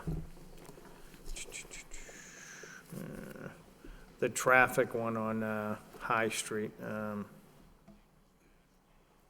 heck is it? I. Update, Yep, on I. So through you to the manager, I know in the report it says it's going to take till February. Is there any way we can just put an exclusion on Fayette Street? It just, because they're riding over the curbs, I mean. We'll monitor it. The state has to put the exclusion on it, not us, but I'll have the police monitor it to make sure that they aren't going over the curb stones. All right, and the only other thing, I don't know, there's no street sign, so I don't know what the road is, but it cuts between the Immaculate and the hospital. Stackpole. Okay, I mean, that's like another trouble location. I've been looking at that, and you get bigger trucks cutting through there to avoid the light. So, and a lot of cars do. They go through the roadway and past the hospital, and then they come out on the other end of Stackpole, if that's still Stackpole, and they hit the light after the bridge. And it's a cut through, and I understand. But we get bigger trucks going through there. So if you're going to the hospital and, cars are coming through, but bigger trucks shouldn't be going through there. I wouldn't cut through there, but we'll check on that and make sure Yeah. that the police monitor it to All right. cut down on that. Thank you. I'm all done. Further questions, Councilor Lee? No? I was just going to recommend, I know Councilor Milonazo, you had requested that once we get the report on the Bloomberg Philanthropy Art Challenge, that be referred to your subcommittee, right? Please do. Yep. Motion by Councilor Rourke, seconded by Councilor Milonazo to refer that report to the Cultural Arts Subcommittee. Mr. Manager? That should be prior to mid-December, so it's So moving it'll have to be along at a quickly, good yeah. clip. Yeah. December 15th, I think, yeah, Yeah. okay. We'll schedule that. Makes sense? Okay, all those in favor of that motion signify by saying aye, and the opposed, that motion carries. Entertain a motion to accept motion responses, accept and place on file by Councilor Mercia, seconded by Councilor Samaras. All those in favor signify by saying aye, and the opposed, that motion carries. We're moving on to item number 6.2, still under communications. We have a reappointment of Diane Waddell to the Hunger Homeless Commission. Motion by Councilor Kennedy, second by Councilor Belanger. All those in favor signify by saying aye, and the opposed, that motion carries. Next item, we still have another communication by the city manager. It's a request for an out-of-state travel for 3 members of the Lowell Police Department and then 1 individual to the Career Center. Motion to approve by Councilor Leahy, seconded by Councilor Martin. Roll call. Councilor Kennedy. Yes. Councilor Leahy. Yes. Councilor Martin. Yes. Councilor Mercia. Yes. Councilor Milonazo. Yes. Councilor Rourke. Yes. Councilor Samaras. Yes. Councilor Belanger. Yes. Mayor Elliott. Yes. 9 yeas. 9 yeas, motion passes. Moving on to section 7 of the agenda, these are votes from the city manager. The first item is a vote to apply, accept, and expend a grant of $400,000 from the Mass Cultural Council for capital improvements to the auditorium. Entertain a motion to waive the full reading by Councilor Milonazo, seconded by Councilor Mercia. All those in favor signify by saying aye, and the opposed, that motion carries. Second reading will be by title. Commonwealth of Massachusetts and the City of Lowell and City Council is a vote authorizing the city manager to apply for, accept, and expend a grant in the amount of $400,000 from the Commonwealth of Massachusetts Cultural Facility Fund through Mass Development and the Massachusetts Cultural Council for proposed capital improvements to the Lowell Memorial Auditorium and the City of Lowell. Move approval by Councilor Rourke, seconded by Councilor Samaras. Roll call. Councilor Kennedy. Yes. Councilor Leahy. Yes. Councilor Martin. Yes. Councilor Mercia. Yes. Councilor Milonazo. Yes. Councilor Rourke. Yes. Councilor Samaras. Yes. Councilor Belanger. Yes. Mayor Elliott. Yes. 9 yeas. Motion carries. The next item is a vote.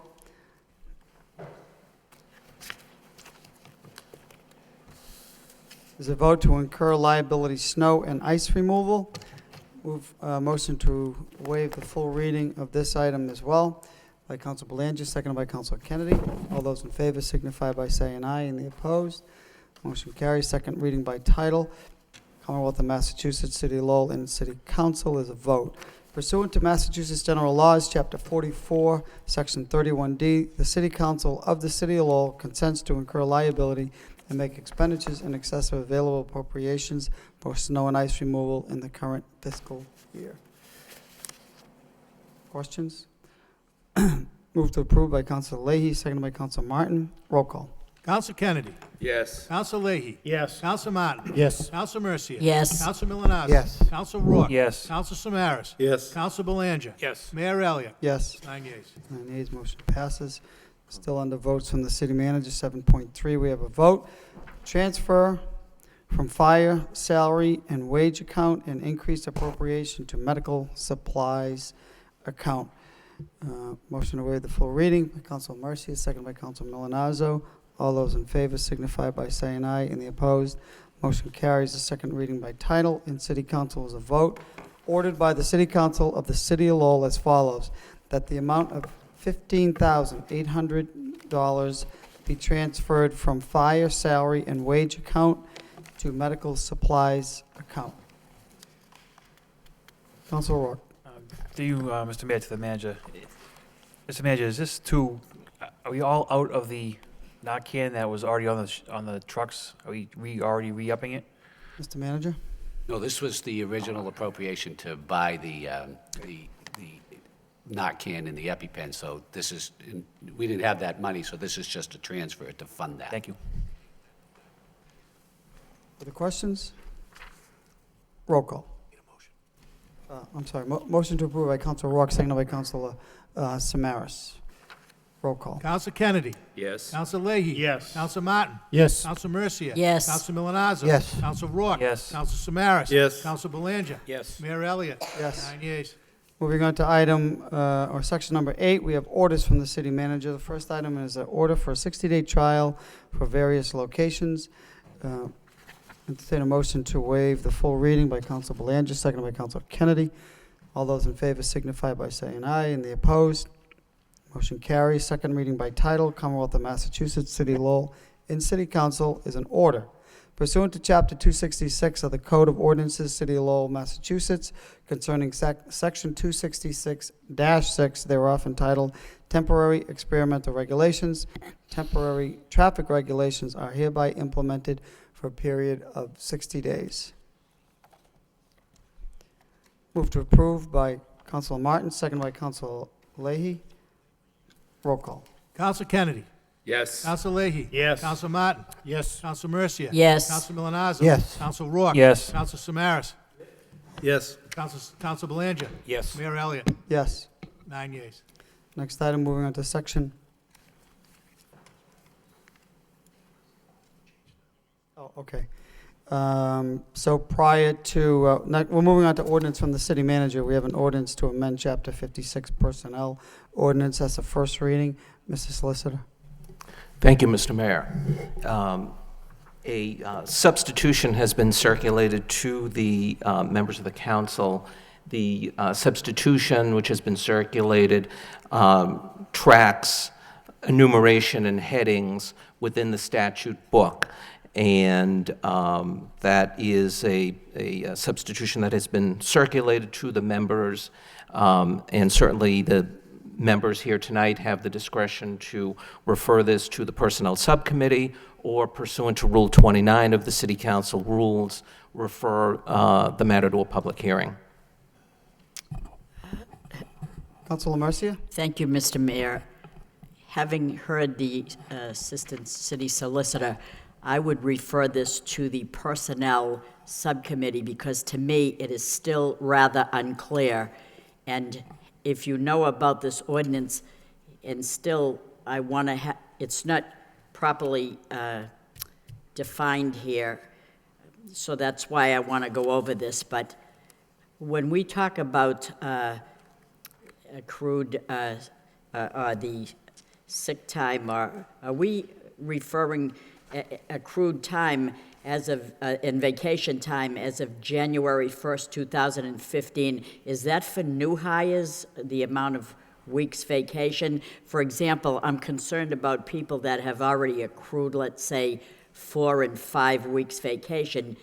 Does this ordinance doesn't specify completely and clarify it to determine which is which? So are we just talking about the vacation time for the new hires? What about the people that have accrued more weeks? What is the definition here? What is? Counselor, thank you for your question. I am here available to answer questions, as is Human Relations Director Mary Callery. It's my understanding that this is intended, on the accrual issue, the amended ordinance is intended to make uniform all types of time accruals as of January 1st. It's also my understanding, and the Relations Director is here as well, it's not intended to make anyone who has already accumulated time to lose that time. It's simply saying that going forward, there were proposed changes in the ordinance amendment addressing capping, for example, how many sick days that you can continue to carry over. That number would be 300. And certainly, as I mentioned, and as you acknowledge, Counselor, this is certainly a matter that can be appropriately referred to the Personnel Subcommittee. Well, then I would, because it's still a little bit not defined completely the way that I see that it should be. So if we could do that, I think Councilor Belanger is the Personnel Chair, Subcommittee Chair, so if there's no objection, I'd like to refer it there. Okay. It's still rather unclear. And if we could have input from city workers that, I mean, they have a right to be involved in the decisions too. I mean, someone that has worked here for so many years and has generated more time for vacation, they should be entitled to it. And I don't think some of this specifically defines that. Okay, can we give this a first reading first before we go into discussion as required? This order, we have Commonwealth of Massachusetts City Law and City Council's an ordinance amending the Code of Ordinances in the City of Lowell, Massachusetts with respect to Chapter 56 entitled Personnel is hereby amended as follows. So we have a motion by Councilor Mercier to refer this to the Personnel Subcommittee for review, discussion, and report back to the City Council. Second by Councilor Kennedy.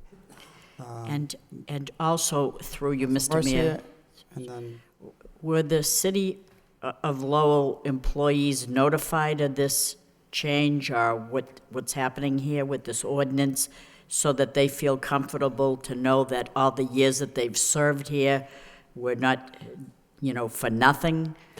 Madam Counselor? If I can, your questions, if I can just succinctly state what this does.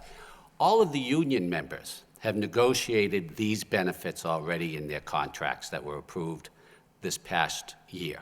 So all of those benefits are already in place for the union members, but they're not in place for the ordinance workers. So what this does is this takes the benefits relative to personal days, buyback for sick leave and all of that, and it just applies it to the ordinance workers. So it makes the ordinance workers on equal par with the union workers. It doesn't take away any benefits whatsoever from the ordinance workers. It just maintains their existing benefits, but it changes the amount of sick leave to make it commensurate with the union employees. It gives them an additional personal day that they can use for the day after Thanksgiving. And it says that they still have the same vacation time, they still have the same buyback provisions on sick time, but this says that new employees are not going to have that buyback. It's a way to save money for the city, just like we did with the union negotiations. So it's not taking away any benefits. It's just applying the benefits that were given to union workers to the ordinance workers that aren't covered by unions. Right, the workers that aren't covered through the ordinance. But let me just ask you this, because this is a question that I've always wondered.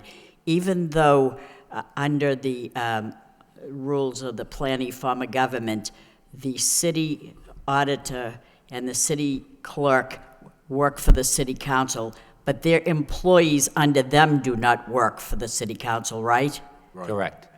So these are things that I wanted to know. So I'm concerned about the people that work for us, and namely the city clerk. And I wanted to know if this is gonna, Oh, yes, this applies to the clerk and the auditor also. okay, but still, I'd still like to just refer it Sure, there. there's no emergency, I'm fine, but just rest assured, Counselors, that no benefits are being taken away from Well, anybody. see, I don't want to support anything unless I'm completely sure, and there's a little, and this is a little bit doubtful here, so I have to go through this, so if there's no objection, that's what I want to do. Thank Motion's you. been made and seconded. Mr. Assistant Solicitor, did you have anything else to add, or did the manager cover it? Everything was covered, thank you, Mayor. Okay, great. So this is, we're going to send this over to the Personnel Subcommittee. All those in favor signify by saying aye. And the opposed? That motion carries. Moving on to the next section of the agenda, we have reports. We have subcommittee reports. We have the Public Safety Subcommittee report that met this evening. Mr. Chairman? Thank you, Mr. Mayor. Unlike some other presentations tonight, I'll try to be brief. Tonight, the Public Safety Subcommittee met with the Superintendent Taylor, Sheriff Peter Katusian, and Middlesex District Attorney Marion Ryan, along with the entire council being present, multiple neighborhood leaders, and some citizens from Lowell. Speaking first was the superintendent. He had spoke about the partnerships with both state and federal agencies. He spoke of the reformation of the drug and gang task force and units, and he had mentioned some of the recent arrests that gang unit and drug unit have made in Lowell. The DA spoke next. She spoke about various prevention programs with regards to both criminal behavior and drug issues within Middlesex County. DA also spoke about Lowell District Court's newly formed drug court. It's a program that helps deal with the court system's drug addicts that will help with them and with the city's recidivism. The sheriff spoke next. He spoke of the number of educational, vocational, and addiction services offered to inmates while they are serving their sentence.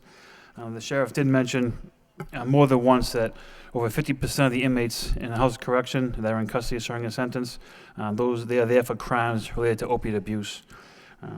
All three spoke of working together to assist a city going forward. They also spoke of assisting our local delegation in filing new legislation that's going to help with both drug crimes and with violent crimes.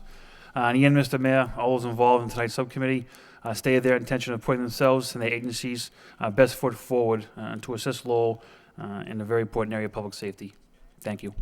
Thank you, Mr. Chairman. Further comments on the report?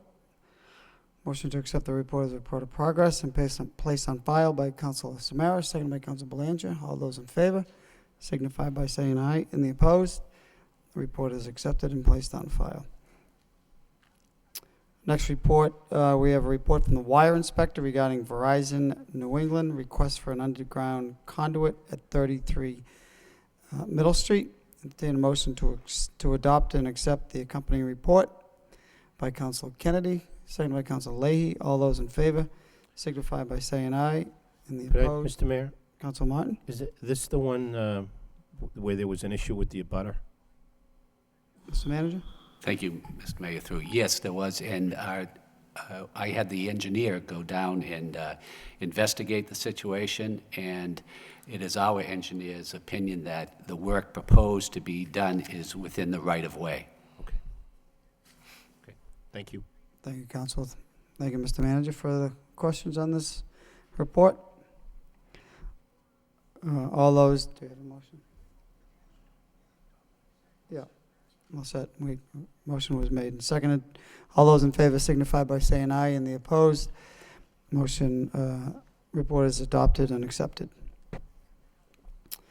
Moving on to the next section of the agenda, we have petitions. We have one claim for property damage. Motion to refer to the law department for report and recommendation by Council Martin, second by Council Mercia. All those in favor signify by saying aye, and the opposed. Motion passes We did 11.2, so we'll move on to the next section, 12, City Council motions. First motion of the evening by Council Martin, request city manager have the police department report on the protocols for cruisers responding to calls without sirens and the number of accidents involving cruisers responding to calls when sirens were not activated. Second by Council Leahy. Council Martin? Thank you, Mr. Mayor. Mr. Manager, we had a claim last week, actually, where there was an accident, and the claim is that the officer was responding without sirens. That's the second one of these that I became aware of. The first one is some time ago now. I'm actually aware of someone involving a friend of mine, a much more serious incident, not in Lowell.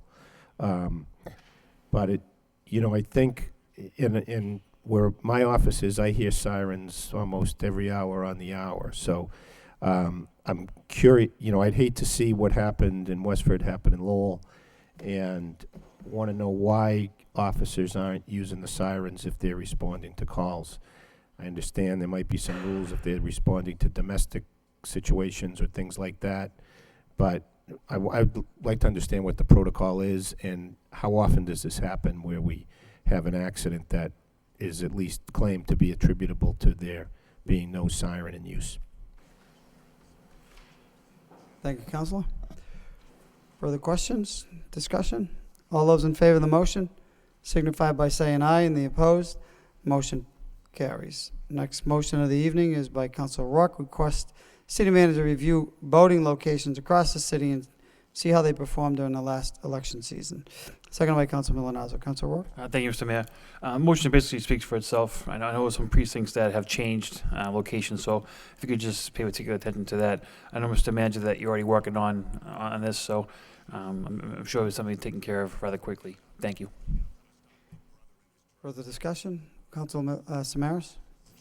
Thank you. Just to add to that, last night, the Centerville Association met, and that was one of the concerns that was brought up, the confusion of some of the new locations. So I actually also request that we look into how we inform the neighborhoods as to any changes that do take place. Thank you. Thank you, Councilor. All those in favor of the motion signify by saying aye, and the opposed, motion passes. Next motion of the evening by Councilor Milonazo, request city manager to explore the feasibility of moving from the GIC to Municipal Blue Cross Blue Shield offered through the Massachusetts Interlocal Insurance Association. Second by Councilor Kennedy. Councilor Milonazo. Thank you, Mr. Mayor. I came across an article in the Boston Globe where the city of Saugus actually left the GIC and did join this Blue Cross Blue Shield, Municipal Blue Cross Blue Shield offered through this Massachusetts Interlocal Insurance Association. And the article basically starts off by saying that Saugus is one of the first cities to actually join the GIC about 7 years ago, but they decided, based upon an analysis that their finance team did, that it made sense for them to look at joining the Massachusetts Interlocal Insurance Association. They thought that they'd save probably about $1 million a year, and their retirees and their active subscribers are far less than what we have here in the city of Lowell. So I just thought it was a tool that the city manager and his finance team should at least explore as we get moving into the FY16 budget. And I believe, and I could be wrong, but that we signed, I think it was a 3-year contract with the GIC, so we must be coming upon that fairly soon. So I just thought it would be a good tool to look at as we go forward to try to actually save the taxpayers of the city some monies moving forward. So that's the gist of the motion. I just happened to come across this article in the Globe, and I did forward it to the city manager for his information. So I would just like further information from his office. Thank you. Thank you, Councilor. Further discussion? All those in favor of the motion signify by saying aye. And the opposed, the motion passes. Next motion of the evening by Councilor Leahy. Request neighborhood subcommittee meet to discuss neighborhood concerns, including paving and other issues. Second by Councilor Kennedy. Councilor Leahy? Thank you. Basically, I just wanted to hold a subcommittee meeting for the neighborhoods. In particular, after speaking to a couple of residents in the Highlands that are concerned about the overpaving and So we're going to organize a subcommittee and listen to the general concerns of the neighborhood leaders, so. Okay, further discussion on the motion? All those in favor signify by saying aye, and the opposed, motion passes. Next motion of the evening is by Council Leahy, request city manager have engineering department follow up with city council regarding the recommendations and solutions generated from the City of Lowell Commission on Disability meeting on November 13th. Second by Council Belanger. Council Leahy? Thank you. Through you, the manager, just again, the motion basically speaks for itself. At the last meeting, city engineer Lisa DeMeo was there, and they had discussions on just a few glitches, certain curb cuts that the wheelchairs had a hard time getting over, traffic signals that just buttons couldn't be reached, or the sounds weren't loud enough as they're going through the intersection. So I just wanted to make sure if she could follow up with that report to us also. Thank you. All those in favor of the motion signify by saying aye. Any opposed? Motion passes. Next motion of the evening by Council Leahy. Request city manager contact the superintendent of schools in order to invite the Lowell High School Fall Championship teams to come before the city council meeting for recognition. Seconded by Council Martin. Council Leahy. Thank you. This motion again speaks for itself, so if we could just reach out to the superintendent of schools and just invite the fall champions in for recognition. Thank you. I'll be happy to bring it up at tomorrow night's school committee meeting as well. All those in favor of the motion signify by saying aye. Any opposed? Motion passes. We have a motion, next motion of the evening by Council Samaras. Request the city council. Oh, we already did that. Sorry about that. Moving on to the last motion of the evening by Councilor Mercia. Request the city council support a home rule petition to change the rules and regulations to include track chairlifts for deserving qualified veterans to be deemed a necessity and not recreational. Second by Councilor Rourke. Councilor Mercia. Thank you, Mr. Mayor. We have just observed a very important holiday called Veterans Day. Numerous articles were written in the newspaper in conjunction with the holiday, and as I read all the stories and articles about veterans, one particular article caught my eye, so much so that I became irritated with the lack of compassion dealt to our veterans. The article explained that a veteran became a paraplegic due to injuries sustained in the service to his country, I should say our country. In the shot of it, it seemed that the veteran received a wheelchair. He was having a lot of trouble getting it on and off the truck, so he went to the VA to see if he could get help to buy a track chairlift, which would allow him to get it on and off his truck without too much trouble. What was said after is what this motion is all about. The veteran was told that they would not help because the track chairlift was deemed recreational. The veterans fought to preserve our freedom, and when they come back from the service maimed and their mobility is limited, we cut off their freedom by this rejection, and I wonder how fair is this? We ask the veterans to go to war in good physical condition and in the best of health, but that when they come back in bad health and less than how they went in, we do not try to make them whole again. In an effort to be fair and start somewhere, let's start by asking our legislators in the state and federal government to support our home rule petition to change the rules and regulations to include track chairlifts for deserving qualified veterans to be deemed a necessity and not recreational. Let's start one step at a time to make our veterans whole again. This is not rocket science, it is only common sense. Let's restore dignity to those who are willing to die for us, and that's what this motion is all about. I know that probably we can't do anything, but we can start at the bottom up, and I'm starting at the bottom up through asking for a home rule petition and have our solicitor draw up the proper home rule petition. I'd like a roll call vote on this motion, please. Thank you. and send it off to not only our state delegation and their support, maybe they could do the same home rule petition of their own and send it along to our Congresswoman, because I think it's a federal issue. And she's very active into the affairs of the veterans and their armor and their uniform and things for their safety. I think she's concerned as well, so I think this is a motion that I'd like a roll call. You got it, Council. Motion made and seconded. Further discussion on this motion? Roll call. Counsel Kennedy. Yes. Counsel Leahy. Yes. Counsel Martin. Yes. Counsel Mercia. Yes. Counsel Milonazo. Yes. Counsel Rourke. Yes. Counsel Samaras. Yes. Counsel Belanger. Yes. Mayor Elliott. Yes. 9 yeas. Thank you. Having no further business before the council, entertain a motion to adjourn by Councilor Leahy, seconded by Councilor Kennedy. All those in favor signify by saying aye. Any opposed? That motion carries. This meeting stands adjourned. Have a good evening.